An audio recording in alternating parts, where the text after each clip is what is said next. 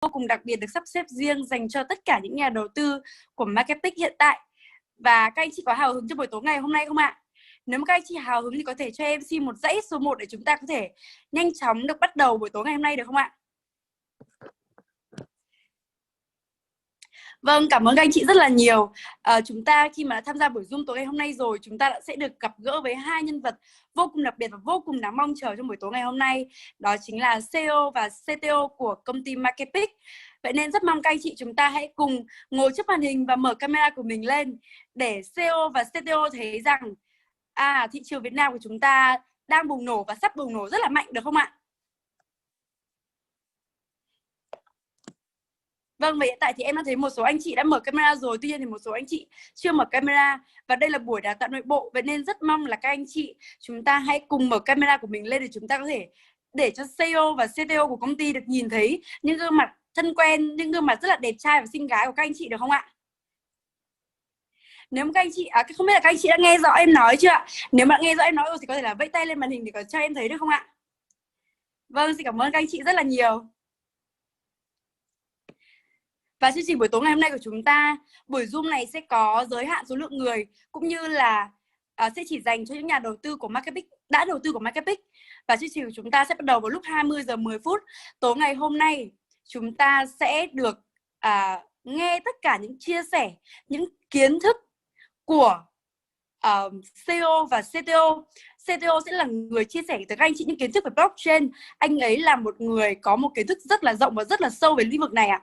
Và CEO của chúng ta thì sẽ giới thiệu tới các anh chị về định hướng của công ty, chiến lược của công ty, cũng như là những update mới nhất và những gì sẽ có trong tương lai. Các anh chị có cảm thấy thực sự là hào hứng không ạ? Nếu mà cậu hào hứng thì sẽ cho em thêm những cái vẫy tay ở trên màn hình được không ạ? Vâng, cảm ơn các anh chị rất là nhiều. Và không biết là các anh chị đã mở hết camera của mình lên của mình chưa, nhưng mà em đã nhìn thấy CEO và CTO của chúng ta đã có mặt trên màn hình rồi ạ.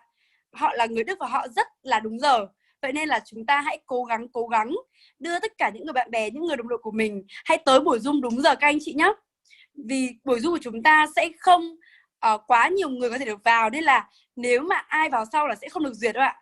Các anh chị có thể là nhanh chóng đưa những người bạn bè, những người đồng đội của mình, chúng ta hãy vào buổi Zoom tối ngày hôm nay để chương trình lại bắt đầu. Khi mà chương trình bắt đầu thì rất mong là các anh chị hãy mở camera của mình lên. Và tối ngày hôm nay chúng ta sẽ có thêm một nhân vật đặc biệt nữa, đó là một người phiên dịch.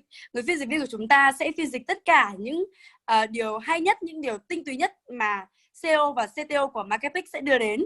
Vậy nên là rất mong các anh chị chúng ta hãy mở camera của mình và ngồi trước màn hình, để nếu như chúng ta có thời gian, có một chút thời gian cuối cùng của chương trình, chúng ta kịp có thời gian thì em sẽ dành khoảng 5 đến 10 phút để các anh chị có thể đặt câu hỏi trực tiếp cho CEO và CTO của chúng ta, được không ạ?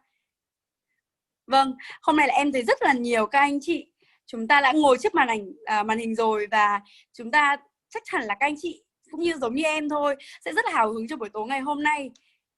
Và nếu như mà buổi tối ngày hôm nay thực sự có hiệu quả thì em rất mong là trong thời gian tới 1 tháng chúng ta có thể sắp xếp mời CEO và CTO của chúng ta chia sẻ thêm, được không ạ?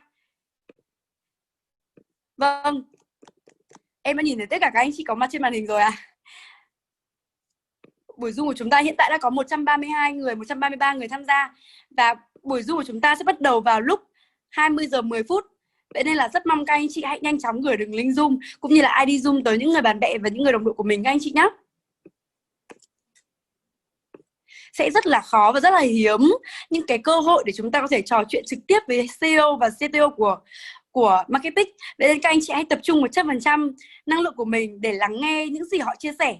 Và nếu như các anh chị có cơ hội được mời lên để đặt câu hỏi thì rất mong là các anh chị hãy chuẩn bị sẵn câu hỏi cho mình, để lúc đó chúng ta không làm mất thời gian của những người khác, và chúng ta sẽ được nhiều người được hỏi câu hỏi hơn, được không ạ? Có thể nếu như mà kịp thời gian thì MC Hoàng Thảo rất mong muốn là được dành khoảng 5 đến 10 phút cuối cùng để chúng ta có thể đặt câu hỏi cho CTO và CEO của Marketpeak các anh chị nhé.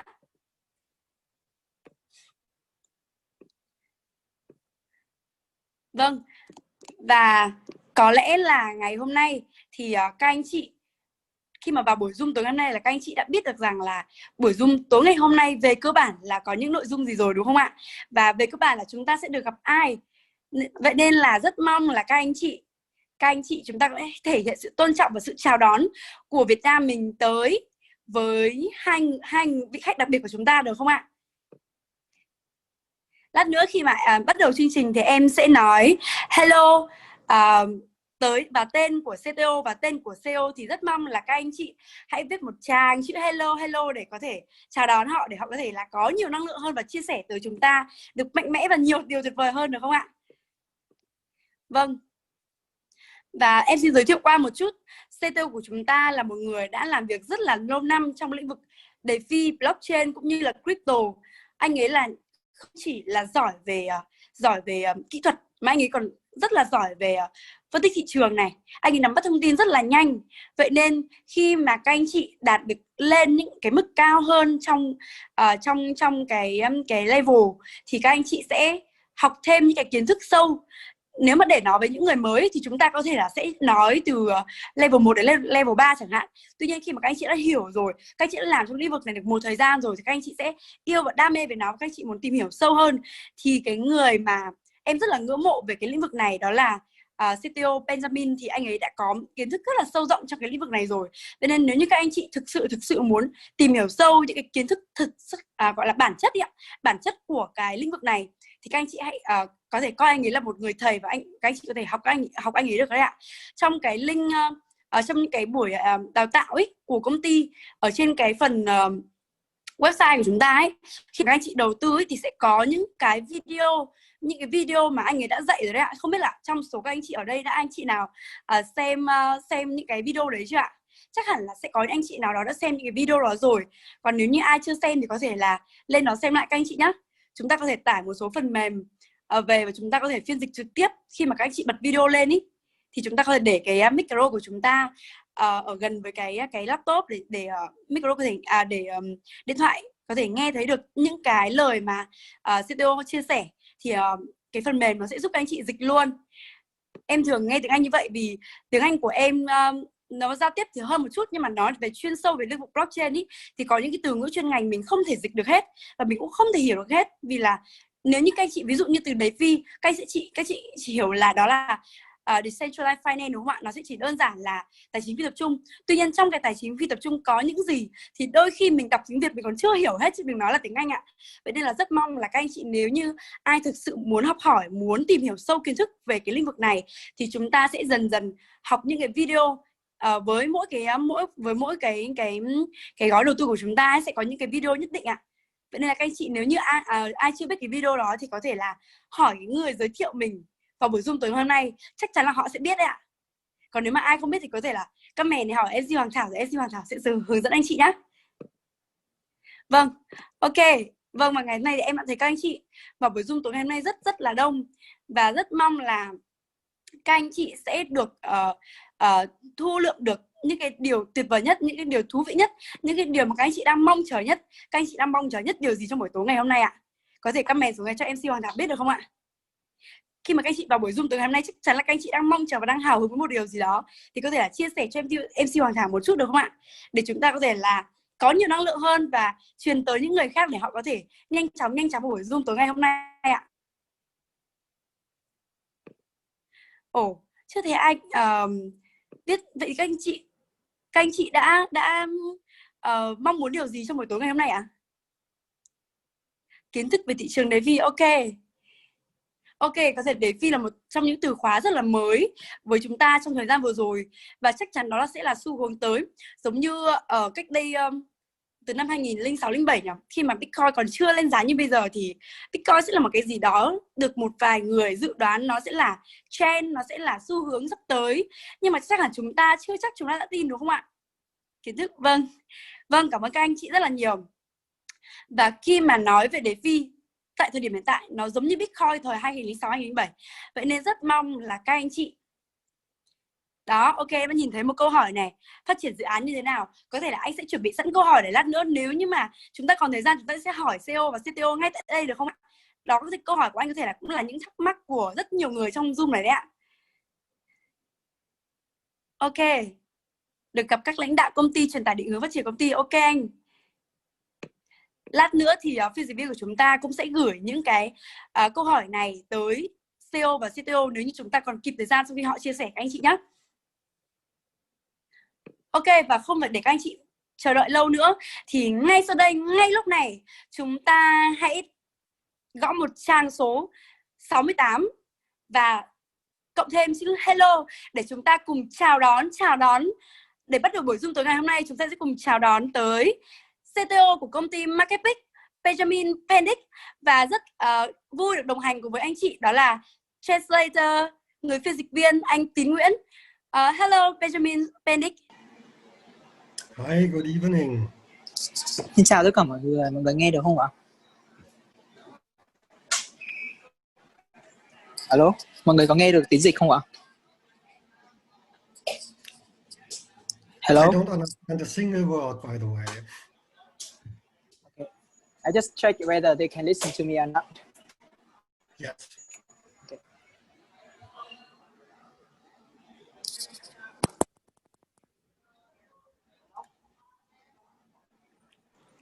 Nghe rõ rồi anh Tín nhá.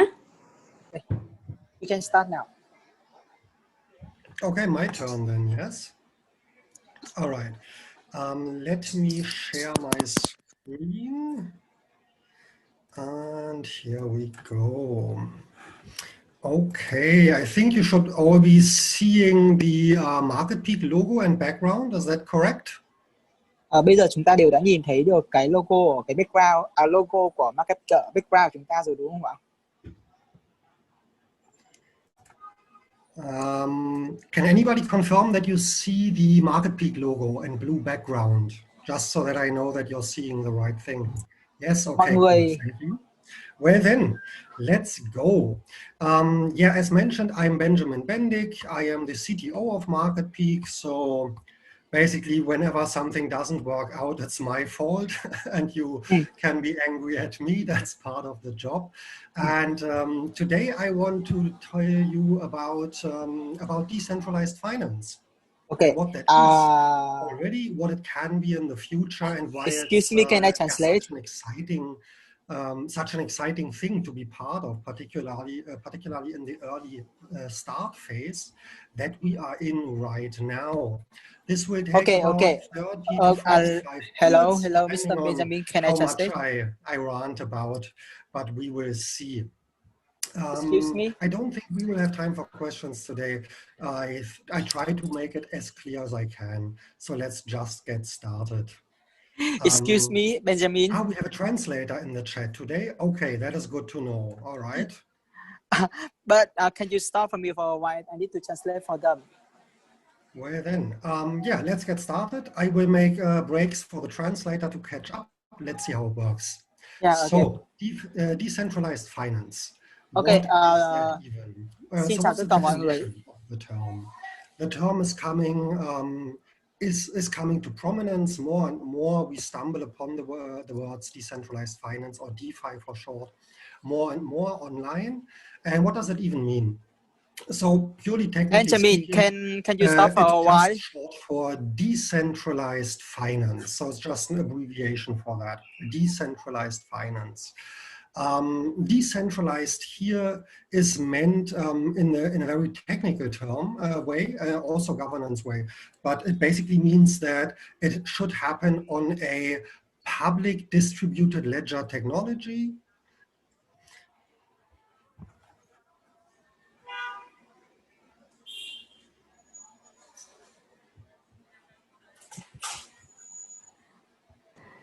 Can you say again, because I cannot catch up you.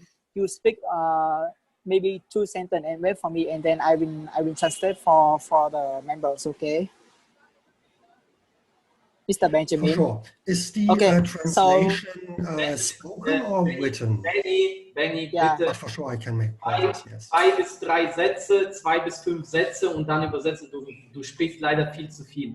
So Benny, please, not so long sentences, so that he can translate it. Okay. Yes.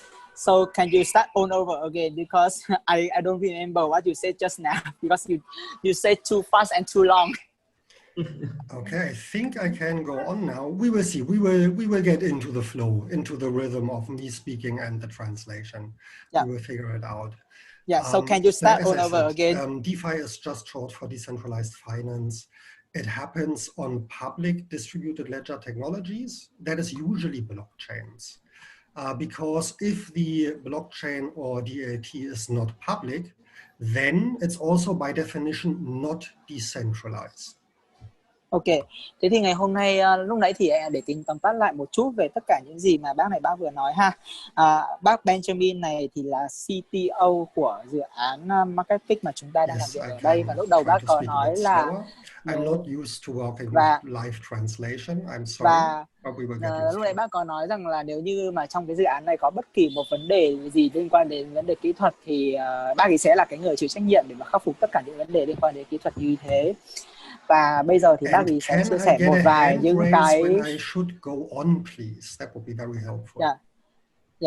và bác ấy hiện tại đang chia sẻ với chúng ta về tổng quan của cái ngành công nghiệp này, rằng lý do tại sao mà ngày hôm nay cái sự có mặt của blockchain nó lại thực sự rất là quan trọng.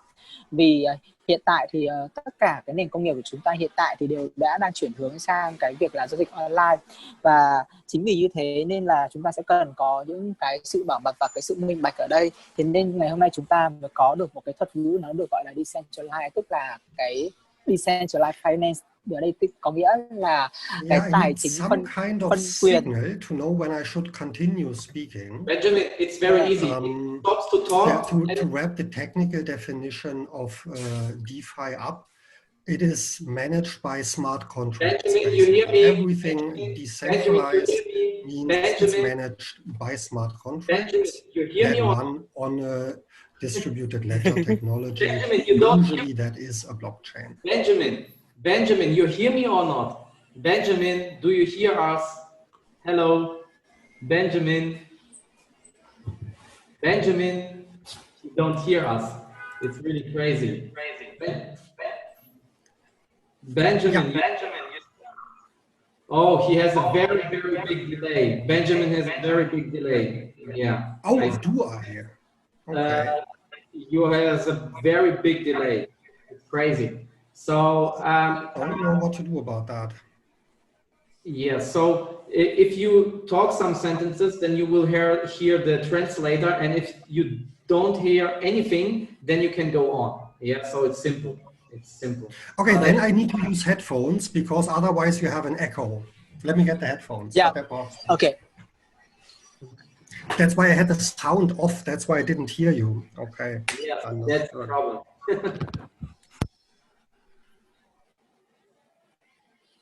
Now we cannot hear you. Right, because this thing does not have a microphone, that's right. Well, then we just try it. Okay. But it's important that you hear us. You can hear us now? Yes. Correct? Yes, I can. That's good. So if he stops to translate, then you can just go on after that. Okay, I just had my sound off because I was fearing the echo, but we will see. Okay. So what are the defining features of decentralized finance? Not so much how it works, but what it can do for us. This is what we will come to now. Vậy thì cái thuật ngữ về cái việc là ngành tài chính phân quyền đây nó là cái gì? Thì ở đây chúng ta sẽ không có đi tìm hiểu quá sâu về cái ngành tài chính phân quyền này nó là cái gì, mà chúng ta sẽ tìm hiểu sâu hơn về cái việc là làm sao mà cái kỷ nguyên này hay cái thuật ngữ này và cái ngành này nó có thể hỗ trợ và giúp cho chúng ta phát triển tốt hơn trong cái kỷ nguyên này. Okay. So one point is a bank is no longer necessary. In the world of decentralized finance, you don't need a bank anymore. Cái điểm đầu tiên ở đây chính là ngày hôm nay ngân hàng nó không còn thực sự quá cần thiết đối với cả chúng ta nữa, khi mà đã bắt đầu xuất hiện cái thuật ngữ về cái tài chính phân quyền này. Sorry, one second. Benjamin, please share again your screen because there is no screen, I think. Yeah. Oh, okay. Thanks for notifying me. I didn't notice. Should be back now, right? Yeah. You can go on. Sorry. Okay, sorry. Yes, because in the world of decentralized finance, everyone is his or her own bank, right? Today, a bank is used to store your money for you, but somebody else is storing it. The bank is storing it. In the blockchain and DLT world, you store your own money, no third party. Trước khi mà có cái thuật ngữ, trước khi mà chúng ta biết đến cái khái niệm về tài chính phân quyền này, thì thường chúng ta sẽ cần đến một cái ngân hàng để chúng ta có thể lưu trữ và cất giữ tiền bạc của chúng ta. Nhưng mà kể từ khi mà có cái sự xuất hiện của cái việc tài chính phân quyền như thế này, thì mỗi một cá thể trong số chúng ta sẽ tự có được cái ngân hàng của riêng mình, và đây cũng chính là cái nơi giúp cho chúng ta lưu trữ được tiền của riêng mình và bảo vệ nó. And to go on with the middleman that we can cut out in the DeFi world, the next would be notaries. So the people that if you buy a piece of land, then you have to go to a notary that signs that both parties are who they say they are and so on. And you don't need these either anymore because this confirmation of identity and intent is inherent in distributed ledger technologies.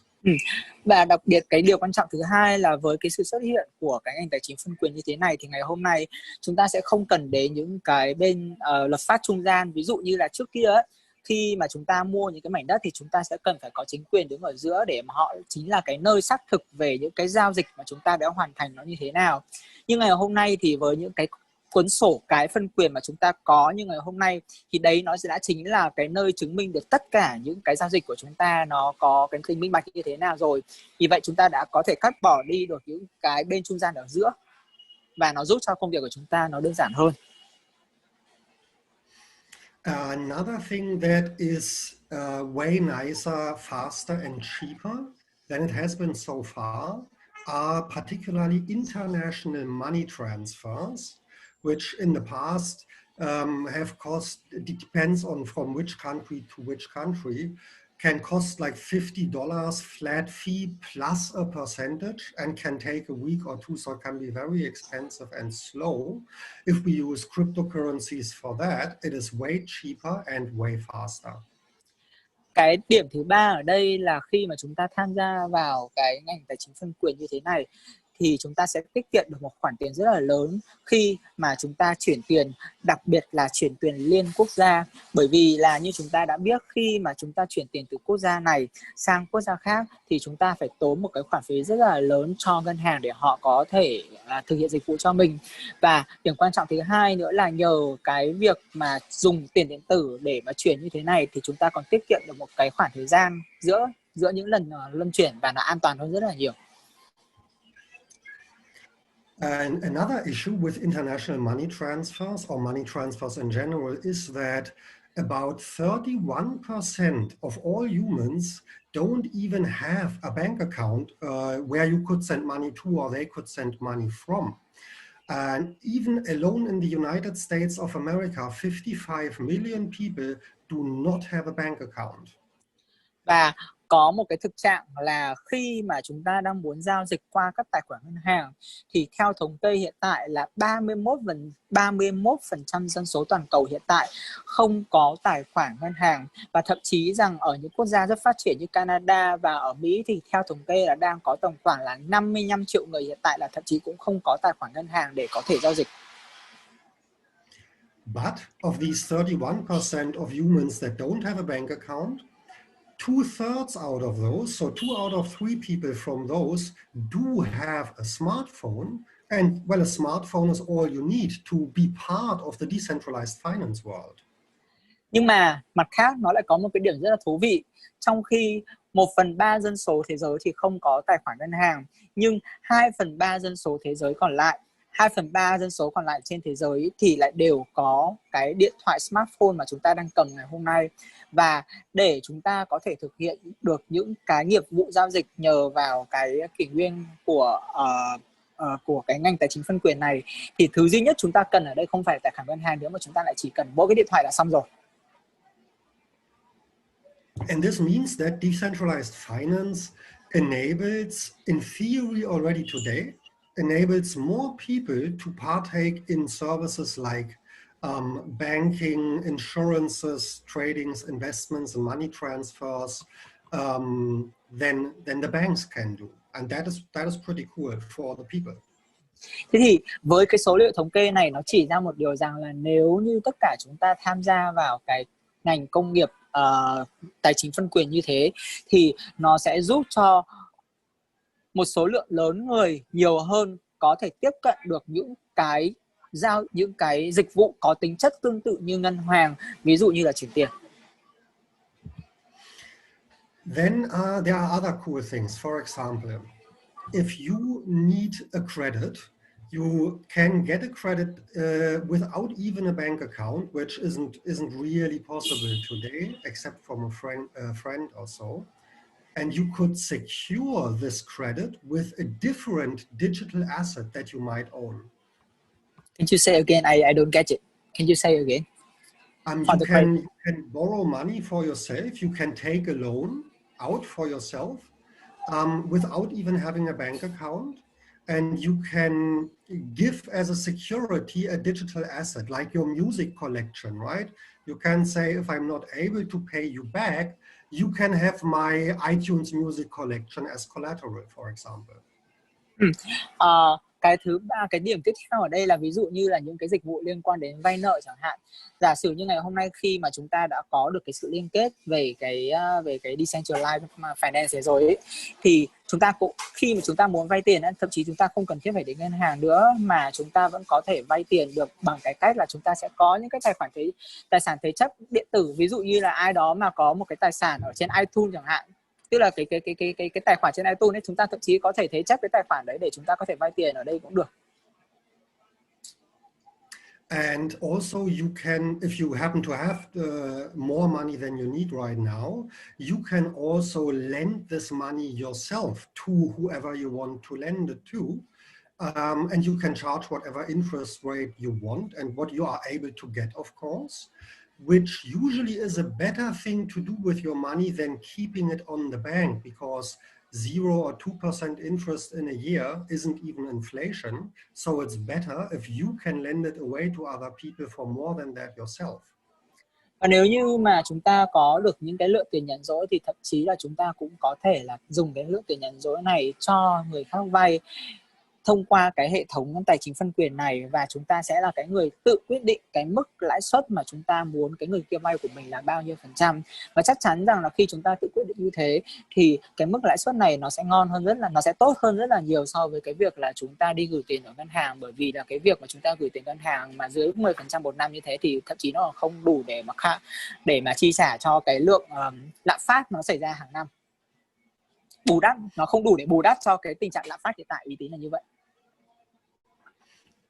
So an example that I think is really cool. Let's imagine I am 18 years old and I am a student. I go to university now, but I have to pay money to the university. I don't have the money. I'm 18 years old. But what I might have as an 18-year-old is I might own a lot of computer games digitally on my computer. I might own movies. I might own music on different platforms that I have paid for. And now somebody else could lend me the money and say, what do I do if you can't pay me back? Well, then you own my digital assets and then you can sell those. That's a similar thing like a bank that might take your house as collateral for a loan, for example, which enables more people to get a little loan than they could with banks. Và với những cái điều mà tôi vừa nói trên thì nó sẽ rất là thú vị, nó sẽ rất là tốt, đặc biệt là ngày hôm nay các bạn sinh viên chẳng hạn, khi mà các bạn chưa có tiền và các bạn cần một cái khoản tiền để các bạn phải chi trả học phí chẳng hạn, thì các bạn thay vì là phải ra ngân hàng vay tiền thì các bạn hoàn toàn có thể tận dụng cái nền tảng này để các bạn có thể vay một cái khoản tiền để mà các bạn chi trả học phí. Và các bạn sinh viên thường là không có tiền, nhưng các bạn lại thường là có cái gì ạ? Các bạn có thể là có các bạn có thể là có máy tính này, rồi các bạn có thể có những cái tài sản điện tử, ví dụ như là các bạn có những cái tài khoản trên iTunes, hoặc các bạn có những cái tài khoản phim chẳng hạn, thì các bạn hoàn toàn có thể sử dụng những cái tài sản điện tử như thế dùng làm cái thứ để thế chấp cho cái người mà họ cho các bạn vay tiền, và nhờ vậy các bạn có thêm được cái công cụ để các bạn vay được tiền và chi trả được những cái sinh hoạt phí hàng ngày các bạn cần.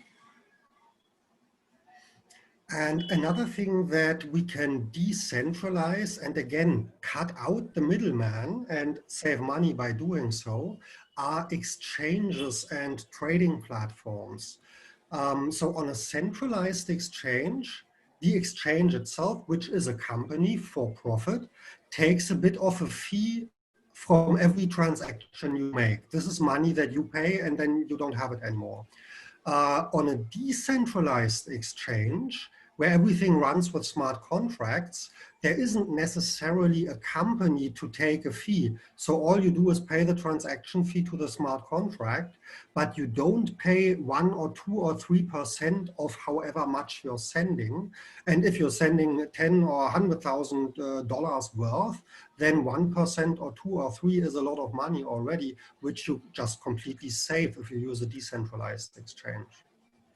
Và khi mà có cái sự so sánh giữa cái sàn giao dịch của cái nền kinh tế tập trung và cái sự giao dịch của nền kinh tế phi tập trung, thì chúng ta sẽ thấy được một cái điểm rất là thuận lợi là như thế này. Nếu như mà chúng ta giao dịch tiền bạc thông qua cái nền kinh tế tập trung á, thì thường là chúng ta sẽ phải trả một cái khoản phí nó khá là cao.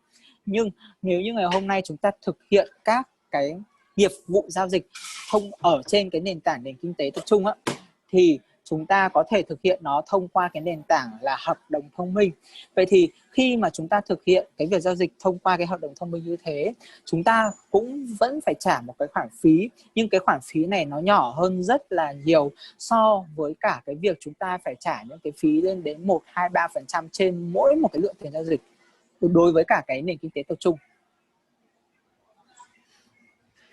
Another upside of decentralized exchanges when compared with centralized ones is very similar to comparing a crypto wallet to a classical bank account. And that is, if you send your money to the bank has your money, you don't.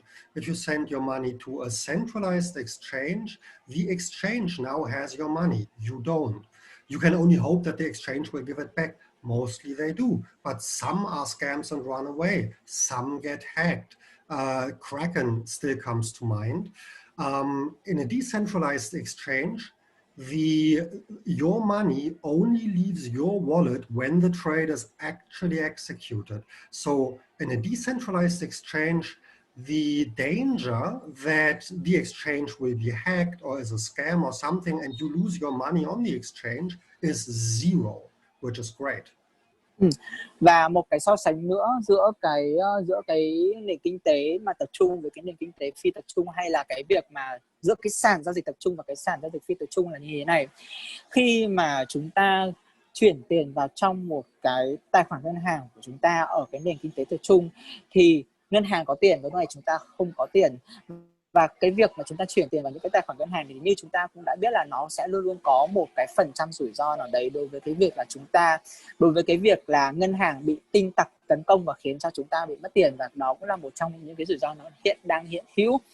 Còn đối với cái việc chúng ta thực hiện những cái nghiệp vụ, những cái giao dịch ở cái nền kinh tế phi tập trung này thì cái thứ duy nhất chúng ta cần ở đây chỉ cần là một cái ví điện tử mà thôi. Và khi chúng ta bỏ tiền vào trong cái ví điện tử đấy thì cái tiền đấy vẫn là tiền của chúng ta, và đặc biệt quan trọng hơn nữa là nó mang tính bảo mật an toàn tối đa, mà chúng ta hoàn toàn không có phải lo ngại đối với cái việc là chúng ta bị tin tặc tấn công, giống như là gửi tiền vào ngân hàng. Okay. Another really cool thing about that you can also do with decentralized exchanges is you can not only do a direct trade, this currency for that, for example, BTC for Ethereum, but you can also do leverage trades where you say you trade with a 5x lever or a 10x lever, which means that you also trade with borrowed money. And you can do the trade decentralized, and you can also borrow the money decentralized, which is, yeah, I think it's just cool. Và một cái điểm rất là thú vị ở đây đấy chính là cái việc cập nhật. Tức là khi mà chúng ta giao dịch trade ở những cái sàn phi tập trung thì cũng tương tự như cái sàn tập trung, tức là chúng ta cũng có thể là giao dịch với cái việc là chúng ta mượn được cái đòn bẩy vốn từ chính cái sàn đó. Ví dụ như là khi chúng ta giao dịch một cái đồng tiền nào đấy chẳng hạn, thì thường là chúng ta cũng sẽ được mượn cấp một cái lượng vốn nhân mấy lần lên để chúng ta có thể tăng trưởng được cái biên độ lợi nhuận của chúng ta nó cao hơn. Và tôi cũng cảm thấy đây nó là một cái điểm rất là thú vị khi mà chúng ta giao dịch ở cái sàn phi tập trung. Well, on a centralized exchange, when you borrow money, then you have to pay the person that you lend the money from, and you have to pay the exchange, which means that you pay more than the other person receives. Or the other way around, the other person gets less money than you paid for lending the money, because the exchange wants some money. On a decentralized exchange, it's directly from borrower to lender, and so the borrower gets more money and the lender has to pay less than on a centralized one, because again, the middleman is not there and doesn't take money out of it. Và liên quan đến vấn đề phí khi mà chúng ta thực hiện những cái nhiệm vụ mà gọi là trade mà có cái đòn bẩy vốn ở đây này, thì trong cái sàn tập trung hóa, khi mà chúng ta mượn vốn từ cái sàn á, thì chúng ta thường là sẽ phải trả phí cao hơn. Lý do một là chúng ta sẽ phải trả lãi cho cái người mà cho chúng ta mượn cái tiền để chúng ta đòn bẩy. Cái thứ nhất. Cái thứ hai nữa là chúng ta còn phải trả cái phí cho cái sàn đấy nữa. Nhưng đối với cả cái sàn phi tập trung thì chúng ta cắt được đi được một cái khoản phí đến từ bên trung gian, tức là chúng ta sẽ đâu đó vẫn phải trả một cái khoản lãi cho cái bên mà cho chúng ta mượn tiền, nhưng chúng ta không phải trả cái phí cho cái bên sàn trung gian. Thế nên là đối với cả sàn phi tập trung thì cái ông mà cho vay, ông sẽ nhận được cái lãi cao hơn, và cái ông mà đi vay thì sẽ nhận được cái phí nó thấp hơn, do là chúng ta cắt được đi một cái khoản tiền trung gian. Another thing that is massively improved with decentralized finance is the so-called over-the-counter trading. What that means is basically just a direct exchange of one cryptocurrency, usually a cryptocurrency, to another one, which in the past had to be done. Either you meet in the physical world and then you sit down for 10 minutes or for an hour and you wait till your transactions are done in both directions, or you really have to trust someone, because, for example, Bitcoin transactions are way slower than Ethereum transaction. Now imagine two people want to exchange Bitcoin and Ethereum. If they both send at the same time, the person who sends the Ethereum does no longer have his or her money earlier than the person sending the Bitcoin. So in theory, the person sending the Bitcoin could just say, it didn't work, and keep the Ethereum and not send the Bitcoin back. But with the smart contracts, we can make this impossible. I'm sorry, I don't really get it. Can you explain again? Imagine we want to exchange Ethereum and Bitcoin. One is fast, Yes. one is slow. If we both at the same time, the Ethereum is there in a minute or two, and the Bitcoin can take 10 minutes or an hour even. And you know this. So when I have your Ethereum already, I can just tell you, yes, I sent the Bitcoin. It still takes time, but I don't even send it. But I already have your Ethereum and you can do nothing. Tức là ở đây là khi mà chúng ta thực hiện những cái việc giao dịch qua cái sàn phi tập trung như này thì ý nôm na ở đây tức là nó sẽ giúp cho chúng ta là có được thực hiện cái việc giao dịch nó nhanh hơn rất là nhiều so với cả cái việc là chúng ta giao dịch trực tiếp giữa người với người. Bởi vì ví dụ như là nhiều khi mà chúng ta có những cái khoản giao dịch chuyển đổi từ ETH sang Bitcoin chẳng hạn, thì ví dụ như là cái bố ETH mà bố ý mất đâu đó tầm khoảng là 5 phút để có thể chuyển, nhưng mà bố Bitcoin để mà có thể chuyển được thì bố ý đâu đó mất tận 10 phút để chuyển cơ. Thế nhưng mà nhờ cái smart contract và tức là nhờ cái hợp đồng thông minh cộng với cả cái sàn giao dịch phi tập trung này thì nó có được một cái phương pháp để có thể cắt ngắn được cái sự chênh lệch giữa hai cái khoảng thời gian đấy, giúp cho chúng ta giao dịch nó thuận lợi hơn, là nhanh hơn. Okay. Whereas when we use a smart contract for that, I will show an example for this later too. We can just tell the smart contract, As an example, if I send you 20 Ethereum and somebody else sends you 1 Bitcoin, then exchange. If this does not happen within an hour, for example, then just send the money back to the sender and the trade doesn't happen. And so with this contract, you have zero danger of losing your money. Either the trade executes successfully on both sides, or the trade gets cancelled and the smart contract sends the money back to you. Và nói về cái lợi ích, cái thuận lợi đối với cái việc chúng ta sử dụng cái smart contract là cái hợp đồng thông minh này là như thế này. Nếu như trước đây không có cái hợp đồng thông minh để giao dịch á, thì ví dụ mà chúng ta sẽ có một cái rủi ro là khi mà ví dụ mình có 20 Ethereum và chúng ta muốn giao dịch đổi lấy 1 Bitcoin, thì giả sử như là cái việc giao dịch từ 20 Ethereum đổi 1 Bitcoin này nó bị thất bại ấy, thì chúng ta sẽ có một cái rủi ro trong cái việc là chúng ta chuyển ETH đi rồi nhưng chúng ta không nhận lại được khi mà giao dịch bị thất bại. Nhưng đối với cái việc chúng ta giao dịch thông qua cái hợp đồng thông minh như thế này thì chúng ta sẽ hoàn toàn không bao giờ phải lo ngại cái việc là chúng ta sẽ không nhận lại được cái tiền khi mà giao dịch nó thất bại hay nó thành công. Chúng ta không phải lo cái điều này, nó sẽ đảm bảo chúng ta được cái sự an toàn tuyệt đối trong cái việc giao dịch này. And a whole huge topic in and of itself, really, worthy its own complete webinar, are the tokenized assets, of course. This can be tokenized real estate. This could be an equivalent of stocks, so parts of a company. Could be a few % of a Picasso painting. Whatever you can imagine, whatever has a value on it, you can tokenize it and then transfer ownership even in little parts. So this would allow me to buy 50 euros worth of a Picasso painting, which I then own. The whole painting is millions and millions, but I own 50 euros of this painting. If the painting doubles in price, I own 100 euro now of this painting, not a 50. And the same goes for all kinds of assets.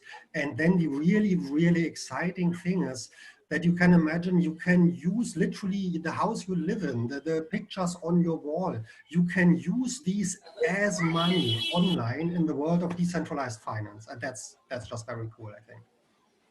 Và ở đây có một cái thuật ngữ mà chúng ta cũng để ý đến, đấy chính là tokenize. Tokenize đấy có nghĩa là token hóa bất kỳ một cái loại tài sản nào mà chúng ta muốn, thậm chí là từ những cái thứ như là chứng khoán, cổ phiếu cho đến là thậm chí là cả những cái tài sản ngôi nhà.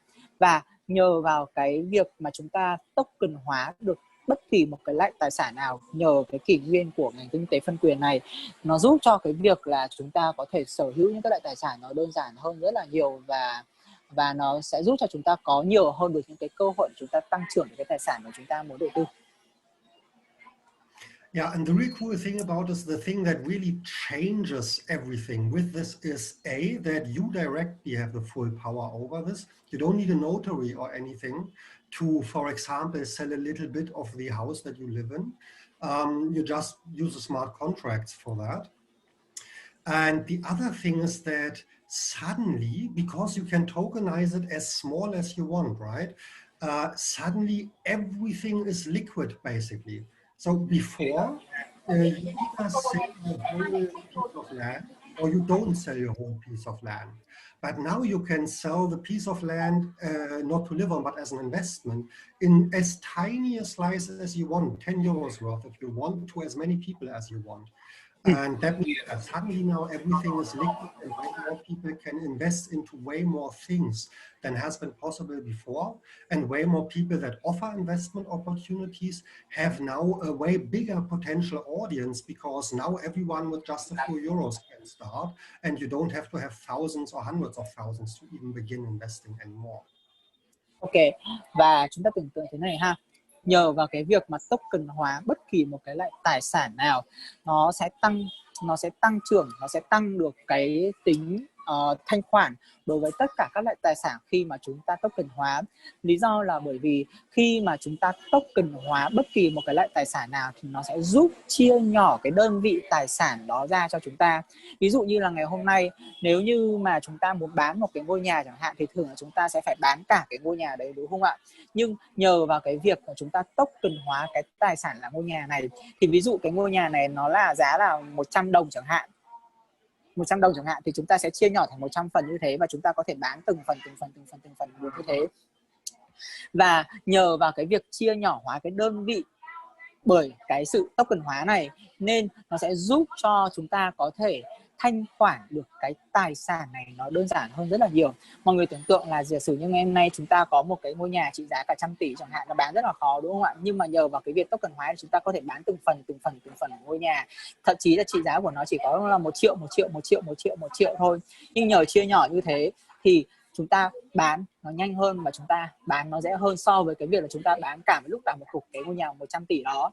Mặt khác là nhờ vào cái việc là chia nhỏ cái đơn vị khi mà được token hóa ra như thế thì cũng đồng nghĩa với việc là những cái người mà có ít tiền sẽ có nhiều cơ hội hơn để có thể sở hữu được những cái tài sản có giá trị, nhưng mà nó lại là chúng ta có thể mua từng phần nhỏ một mà không cần phải mua cả cục to đùng như thế, nên chúng ta là có cơ hội để mà sở hữu được những cái tài sản có giá trị hơn.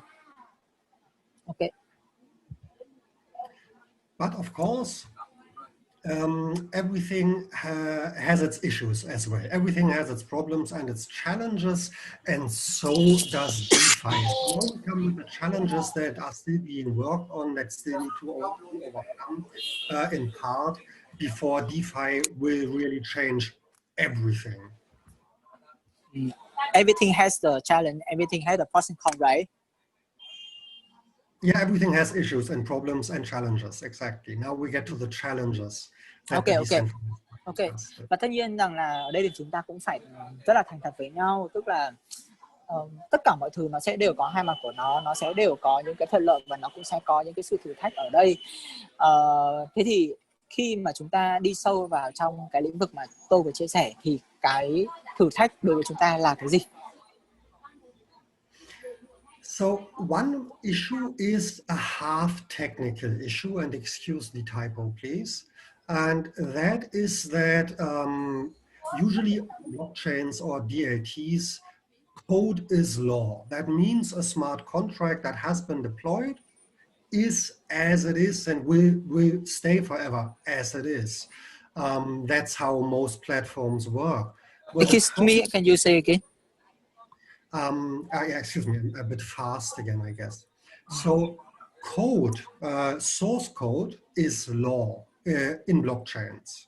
That means when I deploy a smart contract that has a bug, a coding error, then I can't change it anymore. Then it just is broken, basically. And now it's there, and I can't touch it anymore. Ý là ở đây rằng là khi mà chúng ta đi vào trong cái khi mà chúng ta tham gia, khi mà chúng ta bắt đầu bước chân vào trong cái lĩnh vực này ấy, thì thứ nhất là tất cả những cái code, tức là cái việc mà chúng ta mã hóa nó sẽ là cái luật rồi. Tức là thế này, ví dụ như ngày hôm nay khi mà chúng ta đưa ra một cái thông tin và nó được mã hóa như thế thì cái thông tin đấy nó sẽ mãi mãi không được thay đổi, nó sẽ khóa cứng ở đấy luôn. Yeah. And so far, there are two really big solutions that could become these solutions, or will certainly become part of the solutions for this very core and serious problem. And the one is to enable the code to be updated after it has already been deployed. Then we would basically weaken this code is law a bit and say, well, code is law, but in some cases, you can change your contract or update it after the fact. That is one possible solution. Vậy thì đối với cả cái khó khăn này, cái thử thách này thì chúng ta sẽ làm thế nào? Thì cái giải pháp đầu tiên ở đây là ví dụ như là chúng ta đưa ra một cái thông tin là A là như thế, nhưng mà chúng ta nhận thấy rằng là nó không còn phù hợp nữa, thì chúng ta có thể là update nó, chúng ta cập nhật nó và nói rằng là cái thông tin A này nó không còn phù hợp nữa, thế nên là tôi thừa nhận rằng là tôi cần phải bổ sung thêm là cái A phẩy hoặc A cộng gì đó. Và nhờ vào cái việc là sao chép và ghi đè như thế thì chúng ta vẫn có thể xử lý được cái tình trạng là nó quá cứng nhắc như vậy. And another solution for this, and there already exists one of those, which I think is super cool, is a completely non-technical solution to the technical problem. So the banking system, the national as well as international banking systems, they get hacked every day. They lose millions and millions of dollars every single day to hackers because the security is terrible. But nobody cares. And the solution that the banks have for this is not make the technology safe. It is, let's just get insurance. So that is the bank's non-technical solution to a technical problem. But the same can go for smart contracts. You can just insure your smart contract, pay for that. And if it breaks and causes damages, the insurance will pay it.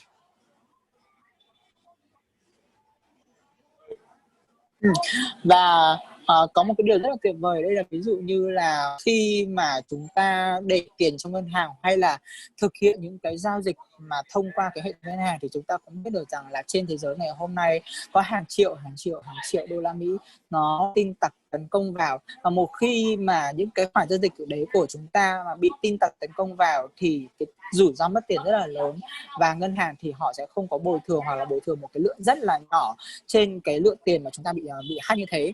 Nhưng ngày hôm nay nếu như mà chúng ta thực hiện các giao dịch thông qua cái hợp đồng thông minh như thế này, thì kể cả trong trường hợp xấu nhất là có cái rủi ro xảy ra ở đây thì nó đã có sẵn một cái khoản bảo hiểm, và cái khoản bảo hiểm này cam kết là sẽ chi trả cho cái phần thiệt hại của chúng ta khi mà chúng ta thực hiện qua cái smart contract này, là cái hợp đồng thông minh này.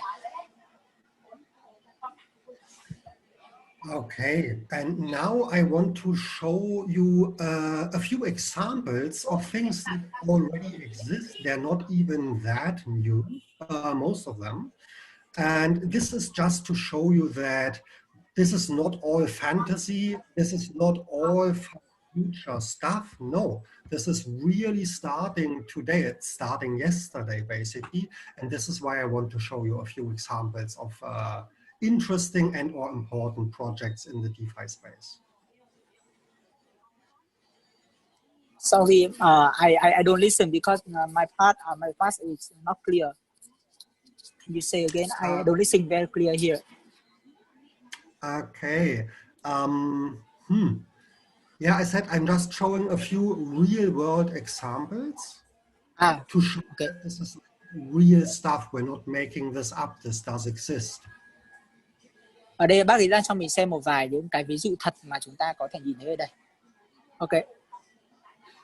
So the first thing I want to show you is MetaMask, which is a cryptocurrency wallet for Ethereum and tokens that are based on the Ethereum blockchain, because it's still the most used smart contract platform. And this you can have on your phone, but it also directly integrates into the browser, which is great because this allows it to interact directly with the other projects. Okay. Và ở đây bác đang show cho chúng ta một cái, nó chính là cái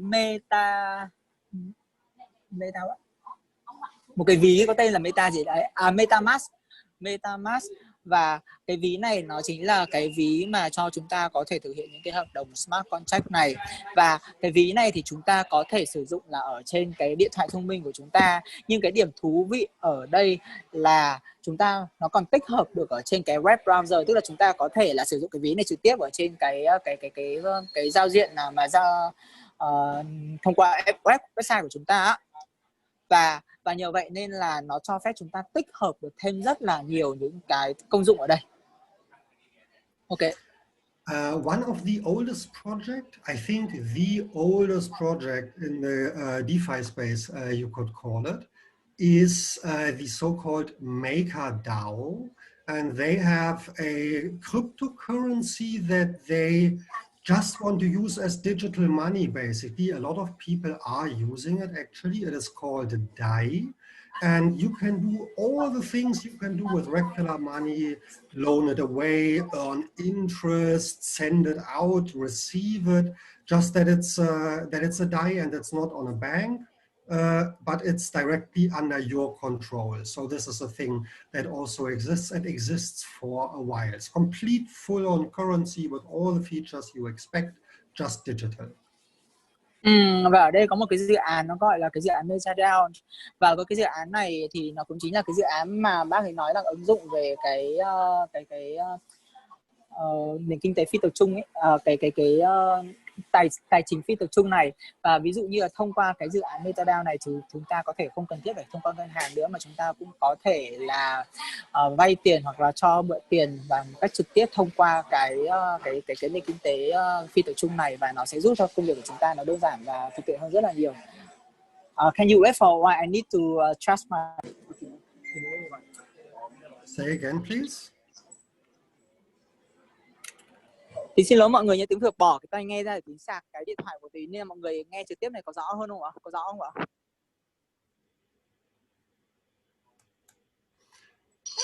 Không có, nghe rõ nhá. Ok rồi. Tín bỏ cái màn hình của Tín đi nhé, bởi vì Tín phải đưa mồm vào trong cái mic. Okay. Then another interesting thing, I think this was the first decentralized crypto exchange, or one of the first, maybe the first. It's called DYDX, and yeah, it's a decentralized exchange, one of the older ones. They are already making quite a bit of, well, they're not making a lot of money, but they are trading a lot of money. And as you can see, it has an interface, as you know, from centralized exchanges as well. But it's decentralized, it's one of the first, and it's pretty cool, yeah. Ok, ở đây thì mọi người có thể nhìn thấy cái sàn giao dịch có tên, mọi người có thể nhìn thấy cái sàn giao dịch có tên là DYDX. Và cái sàn này thì nó đã giao dịch được một khoảng thời gian rồi, và một cái khối lượng dịch ở đây nó cũng đã khá rồi. Đó, nói chung là bác ý cũng đã show cho chúng ta nhìn thấy được cái sàn giao dịch mà nó đã ứng dụng cái nền kinh tế phi tập trung này.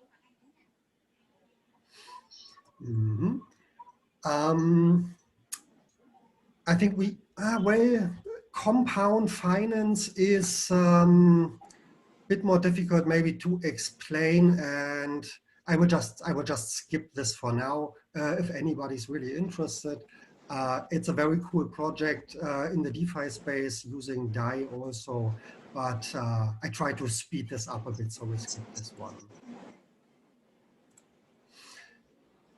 Bác đang nói về một cái dự án mà có thể, bác đang vừa nói qua một cái dự án nó liên quan đến cái việc giúp chúng ta có thể nhận được cái lãi kép ở đây nhờ một cái protocol, là nhờ một cái giao thức đặc biệt. Nhưng mà thôi, cái này thì nó hơi sâu nên là bác ấy tạm thời sẽ bỏ qua. Nhưng mà nếu như mà ai thực sự quan tâm đến cái dự án này thì bác có thể chia sẻ cho một cái sự khác, bởi vì là ở đây bác cần phải tiết kiệm thời gian hơn cho mọi người.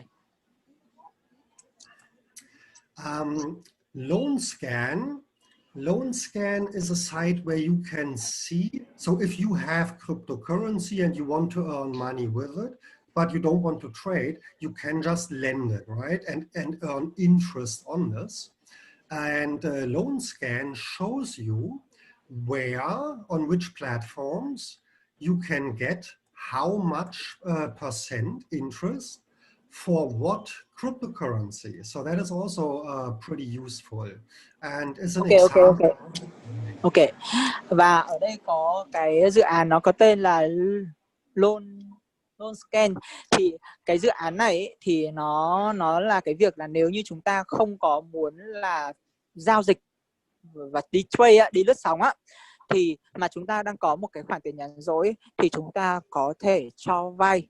Và với cái dự án này thì mọi người có thể nhìn thấy là nó sẽ đưa ra chúng ta một cái danh sách ở những cái nền tảng, và nếu như cho chúng ta cho những cái nền tảng này, cho những cái dự án này nó vay tiền thì nó có đưa ra được cho chúng ta những cái chỉ tiêu, ví dụ như là cho chúng ta biết được rằng là cho dự án này vay thì được lãi bao nhiêu %? Another interesting project is token sets. And to make it short, what token sets allows is for people to define different indices, basically, that you can track and invest in, like a classical index fund for the classical stock market that just goes up and down with the with the current stock market value. But you can also track other things. For example, you can not only track the overall value of an asset, but you could instead track the moving average, for example, or define whatever particular Excuse things you me, want. can you say again? So with this, you can basically create index funds, automated decentralized index funds. Ok, tức là với cái dự án mà bác đang nói đây này thì chúng ta có thể là đưa ra được những cái chỉ số cho những cái quỹ mà chúng ta đang muốn gọi vốn, kiểu như vậy. But you can also track more complicated things if you want this, which you can't really do in the classical stock market. An example would be, instead of tracking the actual index, you could be tracking the moving average, as just one example. Và ở đây thì ý ở đây là tức là nếu như chúng ta muốn đầu tư vào các dự án đây thì ở đây nó có một cái dự án nó tên là cái token set này, thì khi mà mọi người vào trong cái dự án này thì nó sẽ đưa ra chúng ta tất cả những cái chỉ số cần thiết để chúng ta cần biết được rằng là chúng ta sẽ đầu tư vào nó như thế nào. Next one, I mentioned before the over-the-counter trades or direct exchange between two people. And this is an example for the smart contract for that. Here I just put in. Vừa rồi thì tôi có nói với mọi người về cái việc là giao dịch trực tiếp giữa hai người với cả nhau thông qua cái hợp đồng thông minh, thì đây nó chính là một cái ví dụ liên quan đến cái việc là giao dịch trực tiếp giữa hai người với nhau thông qua hợp đồng thông minh là như thế nào. Here I can basically say I want to give you 1,000 DAI. And for this, I have no idea what the price is. For this, I want $50. I guess that's bad, but I don't know. Ví dụ như là tôi đang muốn giao dịch là 1.000 DAI để mà nhận về được là 50 USDC. It's a stable coin that tracks the US, yes. Và USDC đây là cũng là một đồng tiền ổn định. Nó tương tự như kiểu USDT ạ. And then I click create and I say you have 1 hour, and if you then send the 50 USDC within 1 hour, then I will get the USDC and you get my DAI trade is done. And if you don't send the 50 USDC within 1 hour, then I get my 1,000 DAI back and we're done, the trade did not happen. Ở đây thì tôi có thể là chọn cái thời gian giao dịch. Ví dụ như là đây tôi sẽ chọn là 1 giờ đồng hồ. Thế nên nếu như trong vòng 1 giờ đồng hồ bạn chuyển cho tôi 50 cái USDC này thì ngay lập thì tự động là sẽ có là 1.000 cái DAI, cái đồng tiền tên là DAI này được chuyển vào tài khoản của các bạn.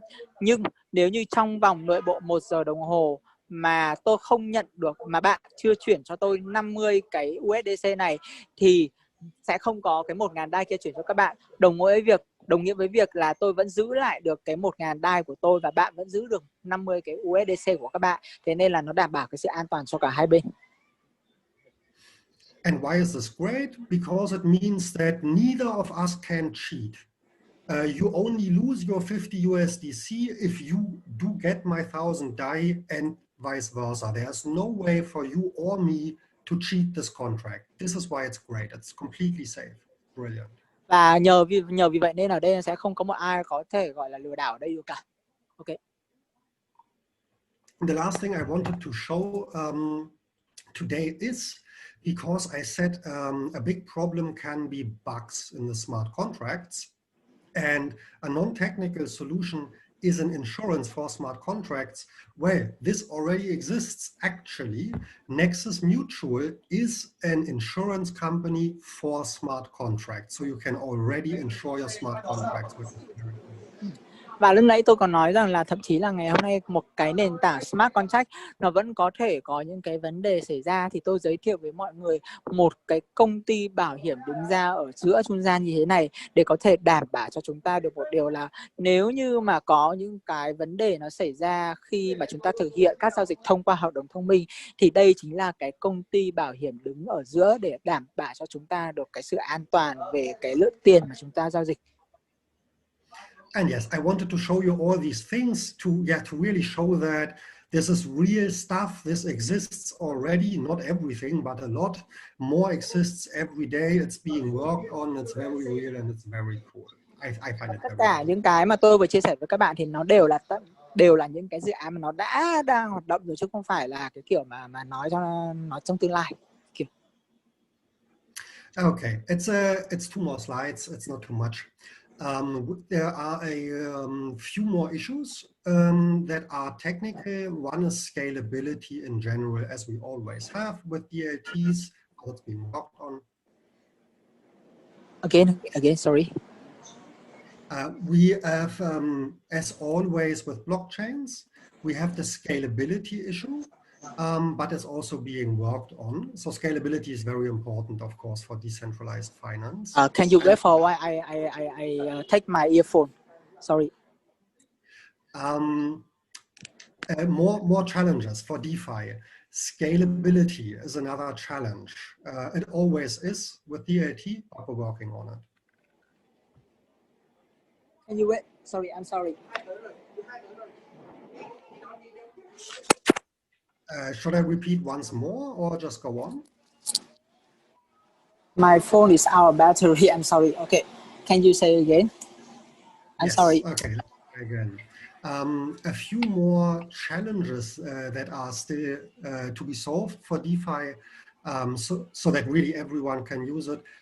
Challenge 1 that is still left, scalability. So how many people can use it at the same time? How many what? How many what? Sorry. How many people can use the tech at the same time? That is scalability. That's still a thing we work on. Ở đây nó có một cái thuật ngữ nó có tên là scalability, thì cũng chưa biết cái từ này nó nghĩa là gì, nhưng mà dịch nôm na thì nó ý là muốn nói về cái việc là sẽ có bao nhiêu người có thể cùng tham gia một lúc ở mọi thời điểm. So an example, what do I mean with scalability? If every person in the world today, everyone would use Bitcoin for every financial transaction, the Bitcoin network would completely break because it cannot deal with that many transactions. And that is the lack of scalability, as an example. Chúng ta hiểu đơn giản ví dụ như này. Giả sử nếu như ngày hôm nay mà toàn bộ dân số trên thế giới cùng một thời điểm mà giao dịch cái đồng Bitcoin ấy, thì cái blockchain của cái Bitcoin nó sẽ không thể nào tải nổi cả. Thì đấy chính là cái ý mà tôi nói về cái việc là cái số lượng người có thể tham gia vào cái giao dịch của cái đồng tiền đấy ở tại cùng một thời điểm trên cái nền tảng blockchain đó. And then the last problem is, it's not a real problem, but it is a factor to consider. This is all quite new technology, and some of the things that are used or will be used soon are very fresh. They are not established for a long time. They are not yet proved to be completely secure. So there is a little bit of danger, as always, when you work with very, very new technology. Và có một cái nữa ở đây, đấy là bởi vì là cái công nghệ này nó mới, thế nên là ở đâu đó trong những cái, bởi vì nó quá mới như thế nên là trong những cái quá trình mà chúng ta thực hiện những cái giao dịch hoặc những cái nghiệp vụ thì nó sẽ có đâu đó những cái lỗ hổng hoặc là những cái mà nó chưa thực sự được gọi là đảm bảo 100% ở đây, mà chúng ta cần phải có thời gian chúng ta mới phát hiện được ra nó là những cái lỗ hổng như thế nào. Nhưng mà những cái này thì nó chỉ là những cái phần nhỏ xíu thôi, nên nó cũng không đáng để chúng ta đưa vào trong những cái quan ngại của mình. Now these problems might sound big, but they're very solvable, and they are being worked on very hard by basically everyone in the crypto space. Looking at the big picture, the way worse problem than the technical issues, as always, are the governments and the lawmakers. They are the bigger problem here. Và một trong những cái mà vấn đề lớn nhất mà chúng ta đang cần phải đối diện ngày hôm nay, nhưng thực tế nó cũng không phải lớn nữa, bởi vì chúng ta bắt đầu đã có được những cái thương thảo rồi. Đấy chính là cái việc mà chúng ta phải đối diện với những cái đạo luật của chính phủ và những cái nhà làm luật ở đây, bởi vì là họ sẽ luôn luôn là phải có những cái sự can thiệp vào để đảm bảo được cái sự kiểm soát của họ. Nhưng mà cái này chúng ta cũng không phải lo nữa, bởi vì là ngày hôm nay thì đã ngày càng ngày có những cái sự thương thảo và đưa ra những cái luật pháp cho những cái này rồi, nên chúng ta không phải lo. One aspect of this is that the laws and regulations are always behind. Politicians usually are slow. They're always behind what is technically possible.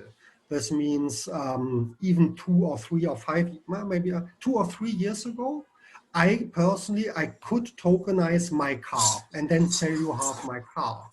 But would the law accept this? Would a court, a judge accept this? That's a different question. And before the laws and regulations are not there fully, there are dangers, or that there are things that we can do technically, but we can't do really.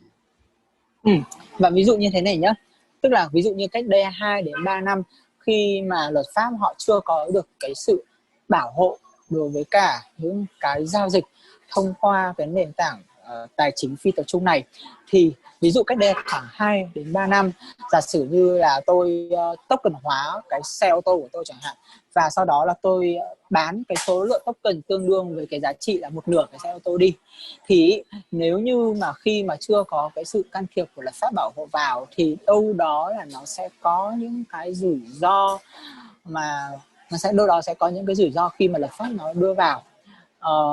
Thế nên ở đây ý tôi muốn nói rằng là nó sẽ có những cái rủi ro liên quan đến cái việc là công nghệ thì không vấn đề gì cả, nhưng mà một khi bố làm luật, bố tham gia vào thì nó lại trở thành vấn đề của chúng ta. Mọi người hiểu ý chỗ này không ạ? Dạ. Yeah, and another problem. So the good news regarding laws and regulations is that all the countries, basically, except maybe China, North Korea, or something like that, but all the countries realize that blockchain and DAT is going to change the world, which is why all the countries are finally trying to get the proper laws and regulations out. Because, if my country is late, then the other country will make more money. And so this is why good for us. The country Và có một cái, nhưng mà chúng ta cũng có một cái tin vui, đó là chúng ta nhìn thấy được rằng là ngày càng có nhiều quốc gia tham gia vào cái sự chấp thuận và đồng hành cùng với cả cái kỷ nguyên của cái ngành kinh tế phi tập trung này. Tất nhiên là trừ một số quốc gia củ chuối như kiểu là Bắc Triều Tiên hoặc là Trung Quốc, thì ở đây bác không có nói đến, nhưng mà đa phần là các quốc gia trên toàn cầu hiện tại đang ngày càng ngày thể hiện được cái sự thân thiện và cái sự ủng hộ của mình đối với cả cái kỷ nguyên công nghệ này rồi. And the very final thing is, of course, money is also control. If your money is on the bank, you do not control your own money, the bank does, and the bank usually listens to the government. So in the end, the money is on the bank, the government controls your money, which is good for the government. The government likes control. If your money is not on the bank, but it's all on your own wallet, the government no longer controls your money, and the government doesn't like that. So how much will they allow? We will see. The future will show. But usually, we will see how much the governments allow. Và một trong những cái khía cạnh để mà chúng ta có thể đánh giá được liệu khoảng bao nhiêu % chính phủ sẽ hoàn toàn chấp thuận được cái sự tham gia của cái nền kinh tế phi tập trung này, đó chính là cái khía cạnh về kiểm soát tiền bạc. Tức là thế nào? Tức là thế này. Giả sử như ngày hôm nay khi mà chúng ta chuyển tiền vào trong một cái tài khoản ngân hàng, thì lúc này ai sẽ là người kiểm soát cái tiền đấy ạ? chính là chính phủ, chính là ông ngân hàng trung ương, đúng không ạ? Nhưng mà nếu như ngày hôm nay chúng ta để tiền của chúng ta vào trong những cái ví cá nhân của chúng ta thì rõ ràng là chính phủ hoàn toàn không còn cái quyền kiểm soát và quản lý cái tiền bạc đấy của chúng ta nữa. Vậy thì chắc chắn ở đây là ông chính phủ lúc nào cũng sẽ phải đưa ra những cái cân nhắc về cái việc là làm sao sẽ có được những cái thỏa thuận giữa hai cái sự mâu thuẫn này, và cái việc mà đưa ra được cái sự thỏa thuận giữa hai cái mâu thuẫn này được tốt bao nhiêu thì nó sẽ có được cái sự ủng hộ từ chính phủ bấy nhiêu, nên chúng ta cái này cần phải chờ, và nó cũng chính là một trong những cái thử thách của chúng ta. Yeah, these are the challenges then wrapped up for the new decentralized and freer world that we have. And to wrap this up now, what's the whole point of DeFi? What is the vision? It is everything I mentioned and more in every conversation, and the full control you in your hand over all your finances, investments, insurance, assets, everything that you have, you can do with it as you want because you control it and nobody else. And you are way more flexible than you have ever been. That is it. Vậy thì ngày hôm nay cái tầm nhìn của chúng ta đối với cả cái ngành kinh tế mà phi tập trung như thế này, đấy là cái gì? Đấy là khi mà chúng ta càng đi sâu và chuyển dịch những cái tài sản của chúng ta vào trong cái nền kinh tế phi tập trung như thế này thì chúng ta sẽ ngày càng có được cái sự tự chủ và cái sự kiểm soát đối với cái quyền năng kiểm soát đối với cả những cái tài sản mà chúng ta đang nắm giữ ngày hôm nay, thay vì là cái việc chúng ta để cái tiền bạc và cái tài sản của chúng ta để bị kiểm soát bởi một cái bên thứ ba nào đó. That was it from my side. That was my part. I hope it wasn't too boring. I hope you could learn some things or get excited a bit. I find it pretty exciting. Yeah, so I am finished now. Và đó chính là cái phần của tôi, và tôi hy vọng rằng là cá nhân tôi khi mà tôi học và tôi biết được đến những cái thực tế này thì tôi cảm thấy rất là hứng khởi, và tôi cũng hy vọng được rằng là các bạn khi mà đã nghe về những cái thông tin trên thì các bạn cũng sẽ cảm thấy là phấn khích hơn với cái tương lai tiền tệ của chúng ta.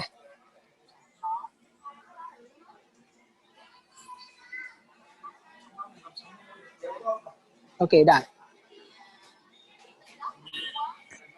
Okay, thank you Benjamin, thank you Mr. Tin.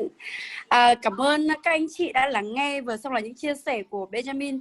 Các anh chị ạ, Benjamin là CTO của công ty, vậy nên anh ấy là một người rất khi là ít xuất hiện trước rất nhiều người như thế này. Và buổi tối ngày hôm nay thì không khí của Việt Nam chúng ta với hơn 200 người tham gia buổi Zoom.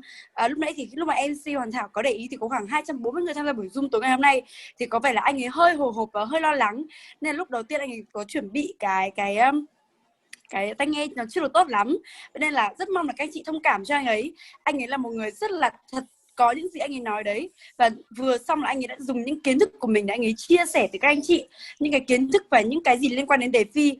Chắc hẳn trong đây có những anh chị đã rất giỏi về lĩnh vực này và có kiến thức về lĩnh vực này rồi, thì các anh chị nghe ấy, các anh chị sẽ dễ hiểu hơn là những người mới. Tuy nhiên thì những người mới của chúng ta ấy, chúng ta cứ nghe, khi mà chúng ta nghe đi nghe lại nhiều lần thì chúng ta sẽ có thể là ngấm và chúng ta sẽ hiểu dần.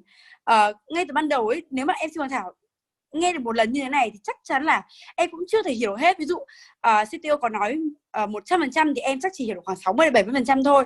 Vậy nên là chương trình buổi tối ngày hôm nay là em đã cài chế độ là ghi âm lại màn hình ạ, để chúng ta có thể là nghe đi nghe lại để chúng ta có thể hiểu hơn về những cái kiến thức này, được không ạ? Vâng, và phần mong chờ nhất của chúng ta đã đến rồi ạ. Và ngay sau đây thì không để các anh chị phải đợi lâu nữa, chúng ta sẽ cùng tìm hiểu xem chiến lược của công ty là gì, vì sao công ty tự tin nói rằng công ty đi đường dài rất là tốt, và cái cách phát triển của công ty là như thế nào. Và chắc hẳn trong phần này các anh chị sẽ có những cái câu hỏi riêng cho mình. Vậy nên là rất mong là các anh chị hãy nhanh chóng lắng nghe và comment những câu hỏi của mình ngay xuống dưới phần chat, để MC có thể lựa chọn random, là MC có thể là đọc tới CEO của chúng ta, anh ấy sẽ giải thích giúp các anh chị, được không ạ? Vâng, và không để các anh chị phải đợi lâu nữa, xin trân trọng chào đón CEO của chúng ta, CEO Segehek. Các anh chị hãy cho một tràng dãy hello CEO đi ạ, để chúng ta cùng chào đón anh ấy đi ạ. Hello Segehek. Hello Segehek. Hello everyone. Okay. Hello, Now Mr. yeah. Tin will be translator. Okay. Okay. Okay. Yeah, hello everyone. Thank you very much. And yeah, it was now very, very technical. I hope you understand a bit. And yeah, I now want to tell you 15 minutes about how Marketpeak are coming into DeFi now and how we will go in the future.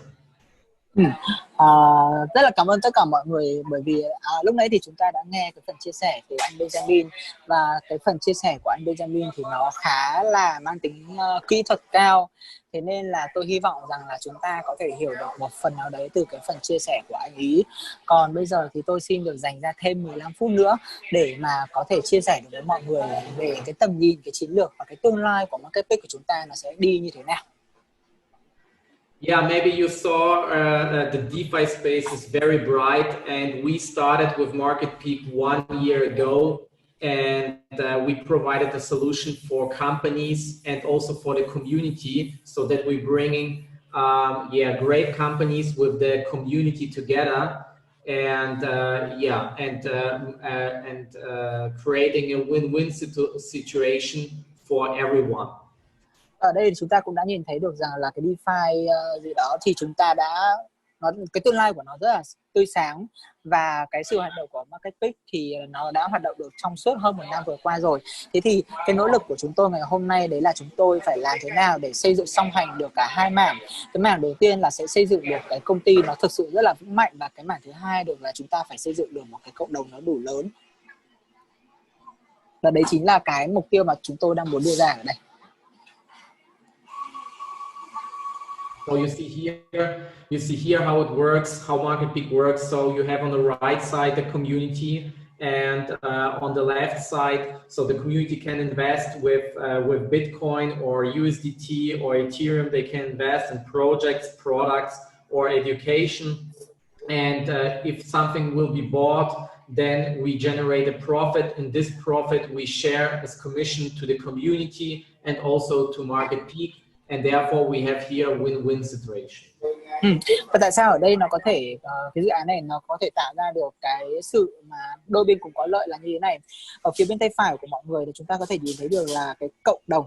Cái cộng đồng này là chính là những người mà chúng ta cùng tham gia và chúng ta bỏ tiền ra để chúng ta mua cái đồng coin ở đây. Và với cái đồng coin này thì chúng tôi sẽ làm gì? Chúng ta sẽ dùng cái tiền đấy để mà đưa vào, đầu tư vào những cái dự án. Chúng tôi mua và sở hữu những cái sản phẩm, và chúng ta đầu tư vào những cái dự án giáo dục, và tất cả những cái này nó sẽ đều là những cái mà nó mang lại cái nguồn lợi cho chúng tôi, và sau đó chúng tôi sẽ chia được cái nguồn lợi này, một phần trả về cho Marketpeak, một phần chi trả lại cho cộng đồng nhà đầu tư. Và đó chính là lý do vì sao mà nó tạo ra được cái win-win situation, là cái đôi bên cùng có lợi. Yeah, and also we have already we have also our own Peak token, and our Peak token is already listed on the Ethereum blockchain, and it's a utility token that is required for discounts for projects and products. You get more commission on the rewards plan, more voting power later for the DeFi, and you can use it for our DeFi platform and staking, which will coming in October and November. Và ở đây thì tôi đang nói về cái sự phân phát cái đồng Peak token này. Thế thì khi mà chúng ta có cái đồng Peak token này, nó chính là cái đồng token mà nó đang hoạt động trên cái ví blockchain của. Can you show me the screen again? Yes, someone just painted there, therefore I don't remember. I need to see the screen. Yeah. Wait a second. Oh yes. Và vậy thì cái đồng token này làm gì? Cái đồng token này nó rất là cần thiết đối với cái việc là nó sẽ phục vụ cho nó sẽ làm giảm giá được cho những cái chi phí trong cái dự án này. Rồi nhờ cái đồng token này nó cũng sẽ giúp làm giảm đi cái chi phí cho những cái sản phẩm, và nhờ vậy nên là nhờ giảm bớt được cái chi phí đó nên cái hoa hồng và những cái phần thưởng nó sẽ được cao hơn cho những cái người mà đóng góp vào cái dự án này.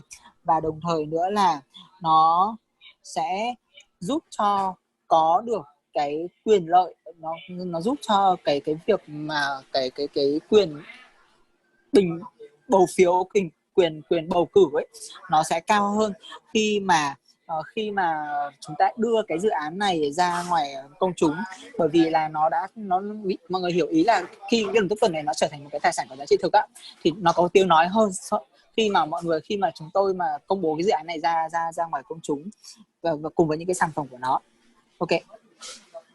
Yeah, and also our Peak token is already listed on 6 exchanges, on Probit, Uniswap, P2B, B2B, Bbox, Balancer, and Coinsbit, and they are on the top of CoinMarketCap, and also we are listed on CoinMarketCap. Và ở đây thì cái đồng tích token này hiện tại nó đã được niêm yết trên 6 cái sàn giao dịch, ví dụ như là Probit, ví dụ như Uniswap, ví dụ như là P2P. Mọi người có thể nhìn thấy cái danh mục ở đây ha. Và đồng thời nữa là nếu như và ở trên cái sàn CoinMarketCap thì nó đang nằm trên top 30. Yes, you can see. No, you hide it already. Okay. Đó, ông bác ấy đang mở cho chúng ta cái CoinMarketCap và bác ấy đang cho chúng ta xem cái chỉ số, cái thông tin của cái đồng này ở trên CoinMarketCap như thế nào. So you see here that we are on CoinMarketCap, and you see here the exchanges where we are listed. So that's amazing. Đây, khi mà chúng ta đánh cái tên đồng Marketpeak ở trên sàn MarketCap này vào thì đầu tiên chúng ta sẽ nhìn thấy được là các cái sàn giao dịch mà đồng tiền này hiện tại đang được niêm yết trên đó. Rất là tuyệt đúng không ạ? Okay.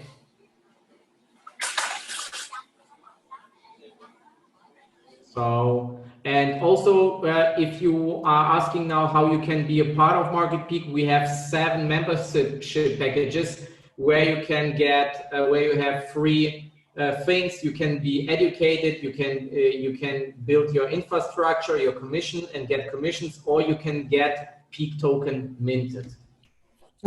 Và ở đây thì chúng ta có 7 cái gói thành viên ở đây, và với cái 7 cái gói thành viên khi chúng ta sở hữu như thế thì ngoài cái đồng token chúng ta sở hữu ra thì chúng ta sẽ có thêm những cái quyền lợi, ví dụ chúng ta sẽ có những cái đầu tư, chúng ta sẽ có những cái chương trình đào tạo cho cá nhân chúng ta, rồi chúng ta sẽ có những cái, nói chung là khi mà chúng ta đầu tư vào đây thì ngoài cái token ra chúng ta sẽ có thêm nhiều những cái quyền lợi hơn mà chúng ta mà bên cạnh cái việc token chúng ta có. Okay. And also how the peak minting software works. So as soon as you buy a package, then the peak minting software starts, and it goes 32 months. And depending from the package you bought, you get every week peak tokens minted, and then you are very flexible and can sell them, or you can hold them. And after that, you have 20 months that will be released minted. So yeah, that's how it works. Thế thì cái quy trình ở đây khi chúng ta đầu tư và chúng ta nhận lợi nhuận nó như thế nào? Đầu tiên là chúng ta sẽ mua cái gói đầu tư đấy, và sau đó là cái cỗ máy đào của chúng ta nó sẽ có một cái phần mềm đào, và đào nó sẽ có một cái máy đào cái đồng Peak token này của chúng ta, và cái máy đào Peak token này nó sẽ bắt đầu nó hoạt động liên tục trong vòng 32 tháng. Và sau đó thì 12 tháng đầu tiên thì chúng ta sẽ có những cái đồng Peak nó được bonus, và sau tổng cộng 12 tháng thì chúng ta sẽ có thể bắt đầu bán những cái đồng token mà nó được đào ra, đưa nó lên trên những cái sàn mà tôi vừa nói với các bạn để các bạn có thể bán, và đấy chính là cái thời điểm mà các bạn bắt đầu có thể là thu về được cái lợi nhuận của mình. Okay. Hello. Ở đây mọi người có nhìn thấy là cái first cái 12 tháng đầu tiên các bạn, bên cạnh cái đồng token mà chúng ta nhận về, chúng ta còn nhận được thêm những cái thưởng thêm là 2,5% cho đến 7,0% một tháng đó. Đấy là cái quyền lợi của chúng ta khi mà chúng ta sử dụng cái đào này, tức là chúng ta có thêm nó. Ok. Okay. So and so I want to talk about the future. So right now I want to present you our new product. So I told you that that we will launch our Peak DeFi app, and now it's released. We launched our new Peak DeFi app, and yesterday we also launched it on Android, and on iOS we already have it 2 weeks. I don't get it. Can you say again? I said again. So I said right now we launched our new product, okay? Yeah. And this is our Peak DeFi wallet app, okay? And Okay, it's okay. for iOS and Android available. Ok. Thế thì hiện tại chúng ta đang có một cái sản phẩm mới, nó có tên là cái ví Peak DeFi, và cái ví Peak DeFi này nó đang có thể hoạt động ở trên ví ở nền tảng của iOS và Android. Ok. Okay. And well, the app, it's a native in wallet mobile app. You can create and import your Ethereum wallet.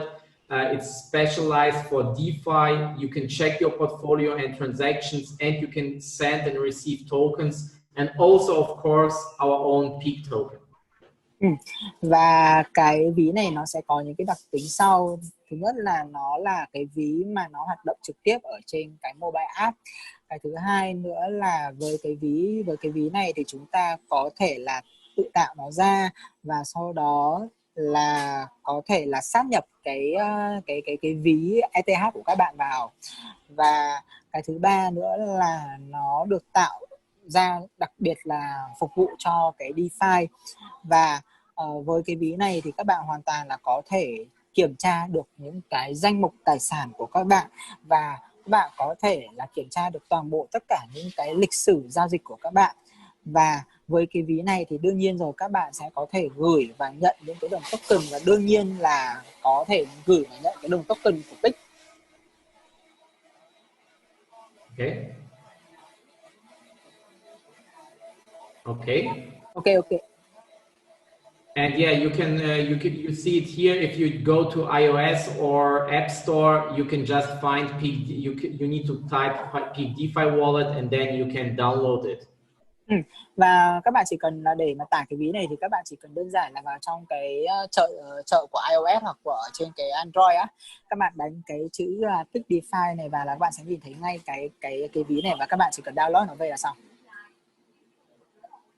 And also one more thing, we have a new partnership with the I see a small mistake with the company Pay. Okay. Và hiện tại thì chúng ta đang có một cái mối quan hệ hợp tác với cả một cái công ty có tên là Pay, một cái đối tác mới của Marketpeak. This is a POS terminal and a payment module where you can now pay with the Peak token to buy stuff or to buy food or to buy anything, and that is now already working in Hong Kong. Phía bên tay trái là mọi người có thể nhìn thấy được là cái cổng POS, và phía bên tay phải là cái công cụ thanh toán POS đó, và cái phía bên tay phải là cái hệ thống máy bán hàng tự động mà có thể chấp nhận được cái đồng token này mà có thể mua hàng ở đây. Mà hiện tại thì cái máy này nó đang có ở Hồng Kông rồi. And also it will be soon in Japan, Singapore, South Korea, Dubai, and maybe also Latin America. Và sớm thôi thì nó sẽ xuất hiện ở Nhật Bản, ở Singapore, ở Nam Triều Tiên, Dubai, và sớm nữa là có thể xuất hiện ở Mỹ. And that's amazing because it's a first step to get more adoption in Asia, and maybe soon it will be also available in Vietnam, of course. Và đây là một cái điều rất là tuyệt vời, bởi vì là đây chính là cái thứ mà chúng tôi muốn cho các bạn thấy là những cái bước đầu tiên để đưa được cái sự hòa nhập và cái sự chấp thuận của cái đồng token này ở khu vực châu Á nói chung, và tôi hy vọng rằng là sẽ sớm có ở Việt Nam của các bạn nói riêng. And I have a surprise for you. Today we released a video where you can see how you can pay with the Peak DeFi wallet with Peak token. The first product, so first coffee, for example, on this terminal. So today it's a premiere, and I want to show you that. Và ngày hôm nay có một cái món quà, một cái video mà tôi rất là vui muốn chia sẻ với các bạn. Đây chính là ở tại cái cỗ máy mà bán hàng tự động này. Và với cái cỗ máy này thì chúng ta sẽ sử dụng nó như thế nào với cái ví DeFi đấy và với cái Pick token, thì bây giờ tôi sẽ cho các bạn xem. Hi Marketpeak community, you can use Pick token in real life. Look how to. Các bác ấy đang hướng dẫn cho mọi người là sử dụng cái đồng Pick token này để mà mua ở cái máy này như thế nào. Marketpeak and Chọn Marketpeak. Okay. Open Pick DeFi wallet. Sau đó là mở cái DeFi wallet ra, mở cái ví DeFi ra. Sau đó là scan cái barcode Send. và gửi. Okay.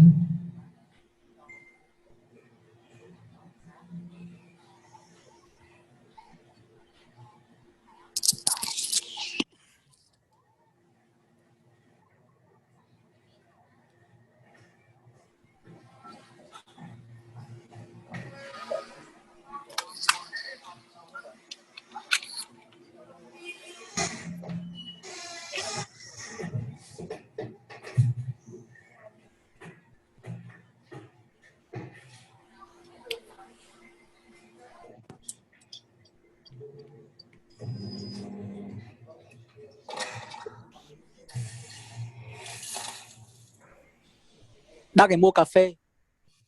And now you see that he gets coffee, so it's amazing. It's amazing that we have already a use case. Đó, mọi người thấy không ạ? Nó rất là tuyệt vời và bây giờ chúng ta đã có thể mua được cà phê ở UK rồi ạ. In UK, right?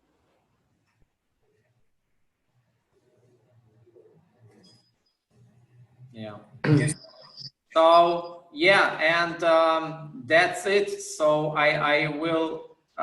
I want to say you more. So I'm very proud to have this first use case, and that's very fast after we launched the app. And the next step is that we will launch our Peak DeFi fund, and this will be in October or November, and this will top everything. Yeah.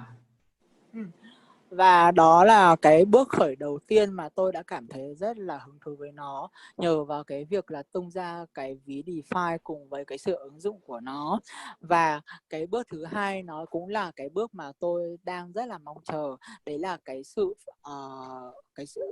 việc mà chúng tôi sẽ phát hành ra thành lập cái quỹ DeFi, và cái quỹ này thì nó dự tính là sẽ được tung ra vào tầm khoảng từ tháng 10 đến tháng 11, và cái ngày mà cái quỹ này nó được tung ra thì nó sẽ thay lời nói tất cả, và tôi cũng không cần phải nói gì, tự các bạn sẽ kiểm chứng nó như thế nào. Yeah, and the next step is also if we launch our Peak DeFi fund, then we will also want to list on a tier 1 exchange, and that will be Binance, Huobi, OKX or Qcoin. Và sau đó thì chúng ta sẽ bắt đầu có thể là niêm yết được cái đồng tiền này của chúng ta ở trên những cái sàn rất là lớn, kiểu như là Binance, Huobi.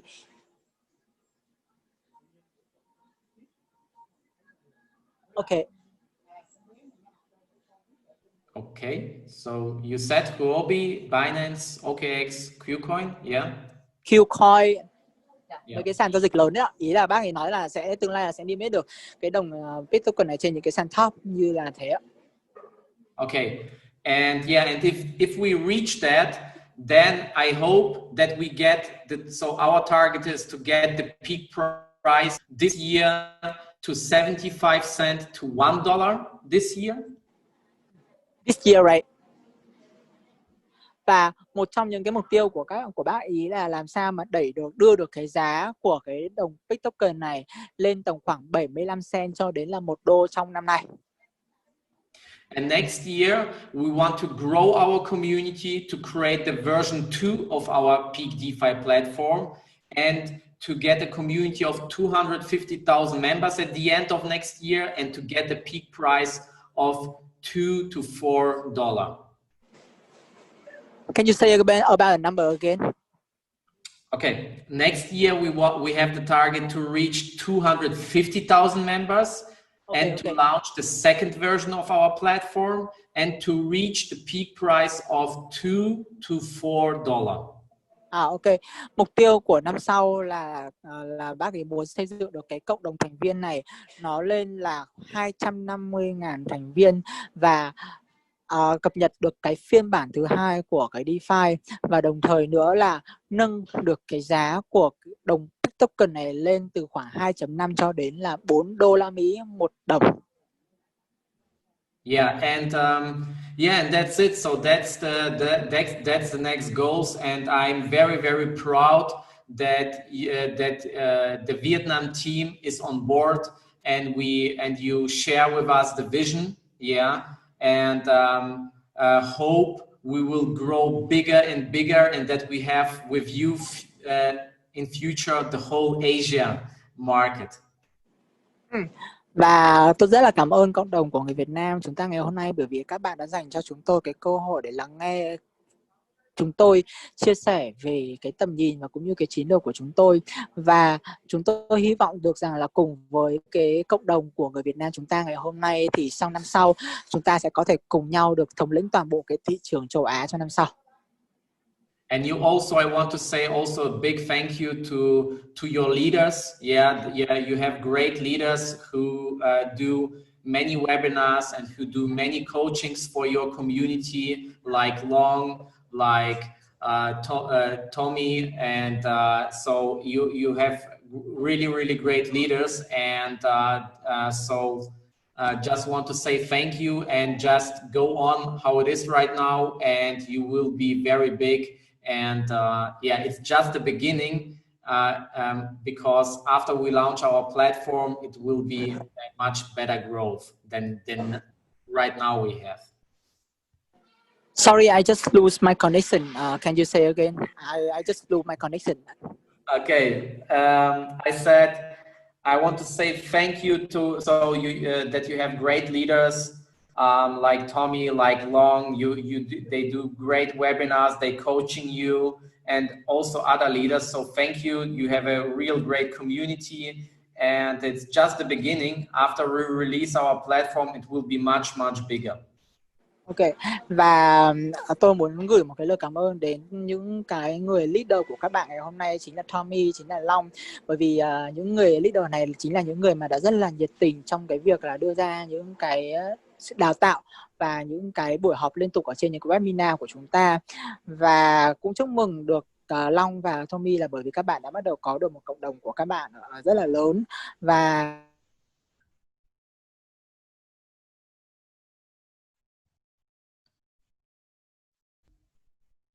Is he away? Wenn nicht, dann mache ich es mal weiter. Na, kann man mich hören? Yes, yeah. Để em Long dịch tiếp. Chắc anh Tín đang bị mất mạng rồi. Yeah, you can go on, Sergey, if you want to say something more. To be honest, no. So that was my final words. So thank you very much, and we see us in the next webinar, and hopefully the corona situation will be better, and I would like to come to you and to make a big event.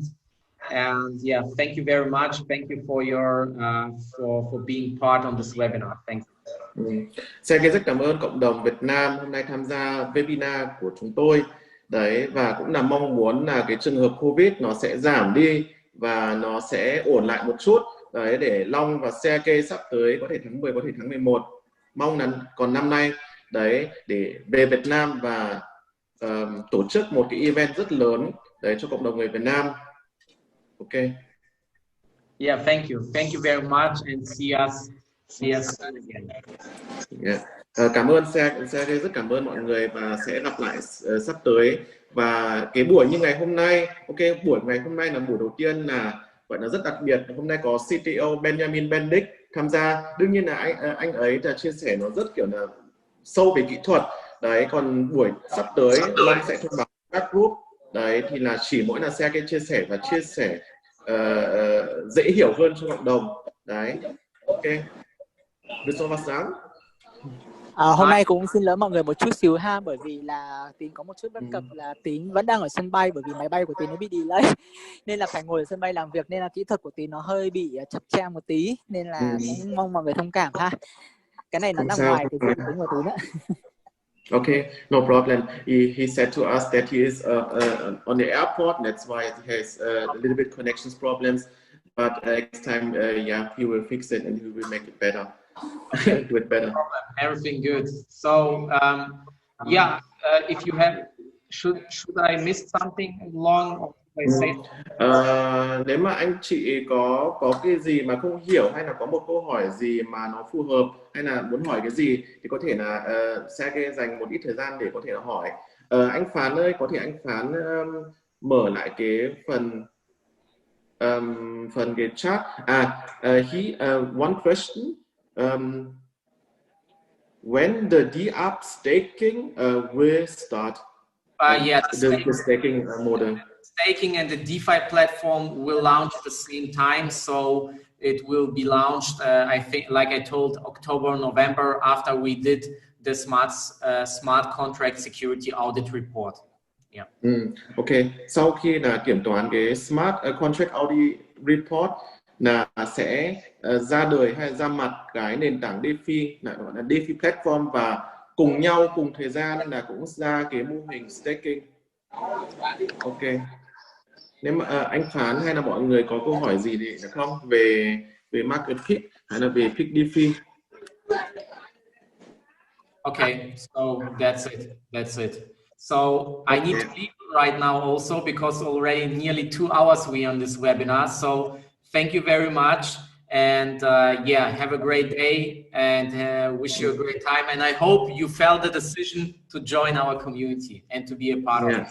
Thank you. Bây giờ mình cũng đã cái webinar của mình đã chạy được khoảng 2 tiếng rồi, và bây giờ tôi cũng phải sắp đi đấy, và tôi rất mong là anh chị em hôm nay lại rất enjoy, hay là rất mừng, hay là rất vui vẻ về cái buổi hôm nay đấy, và hẹn các bạn gặp lại sớm. Ok, Sergey. Bye bye to everyone. Và em Long cũng hôm nay là muốn đến đây và rất cảm ơn anh chị em hôm nay tham gia cùng buổi Zoom với cả CEO với cả CTO đấy, và trong tương lai là em Long sẽ thường xuyên tổ chức cái buổi như ngày hôm nay đấy, về chia sẻ kiến thức blockchain này. Nếu mà không có Benjamin thì em Long sẽ chia sẻ đấy về kiến thức blockchain và về cái trường hợp trên thế giới, trên toàn cầu, ví dụ là thị trường tokenized asset này. Tokenized asset là token mã hóa này, tài sản mã hóa này, hay là về DeFi này đấy. Và sắp tới là em Long sẽ thông báo trong các group đấy, các team đấy là có cái buổi đào tạo như thế thì em Long đào tạo trực tiếp. Ok, có cái gì đấy thì là em Long sẽ chia sẻ. Và hôm nay là buổi hôm nay là em Long rất cảm ơn anh chị em hôm nay đến rất đông, và em vừa đã nhìn thấy là con số lên tận 240 người đấy. Rất cảm ơn, rất vui, và hẹn các bạn, hẹn lại các bạn anh chị em. Cảm ơn anh Tín, cảm ơn MC Hoàng Thảo. Anh Phán giúp đỡ em kết thúc chương trình nhé.